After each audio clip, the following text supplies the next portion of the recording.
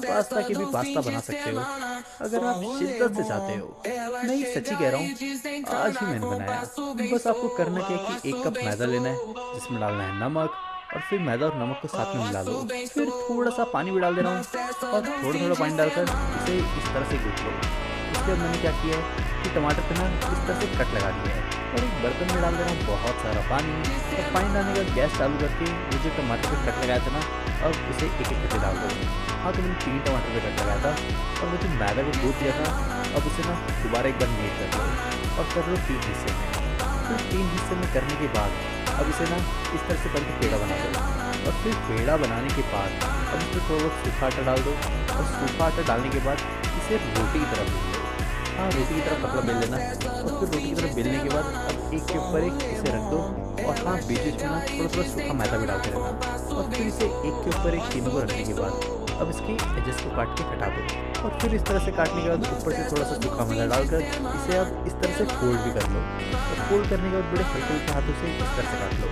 और फिर जब इस तरह से काट लोगे तो जो लेयर एक के ऊपर एक रखा था, अब इसे इस तरह से अलग भी कर लो।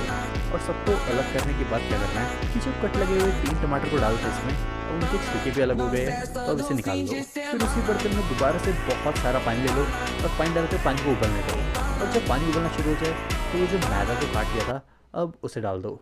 ज़्यादा देर के लिए नहीं, 7 से 8 मिनट काफ़ी है। फिर 7 से 8 मिनट इसे इस तरह से उबालने के बाद अब इसे निकाल लो। फिर जो टमाटर के छिलके निकाल लिए थे, अब इसे डाल दो मिक्सी जार में। और मिक्सी जार में डालने के बाद इसे अच्छी तरह से प्यूरे बना लो।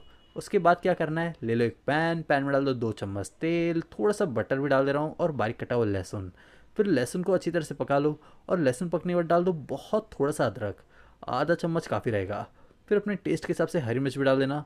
और इन सबको पकाने के बाद वो जो टमाटर को पीस लिया था, अब वो डाल दो। इसे भी हल्का फुल्का मिला लो, और डाल दो नमक अपने टेस्ट के हिसाब से, या फिर आधा चम्मच, 1 चम्मच भर के चिली फ्लेक्स, थोड़ा सा पिज़्ज़ा सीजनिंग भी डाल दे रहा हूँ, और आधा चम्मच लाल मिर्च पाउडर, लेकिन हाँ, कश्मीरी लाल मिर्च पाउडर डाला है। फिर जो टमाटर के प्यूरे डाला था उसे अच्छी तरह से उबलने दो। उसके बाद डाल दो इसमें केचप। केचप 2 चम्मच डाल दे रहा हूँ, बड़े चम्मच। फिर केचप को भी इसमें मिला लो, और जब टमाटर के प्यूरे अच्छी तरह से पक जाए तो वो जो पास्ता को उबाल लिया था, अब वो डालकर इसे मिला लो। पास्ता को सॉस के साथ अच्छी तरह से मिलाने के बाद अब ऊपर से डाल दो आखिर में बारीक कटी हुई धनिया।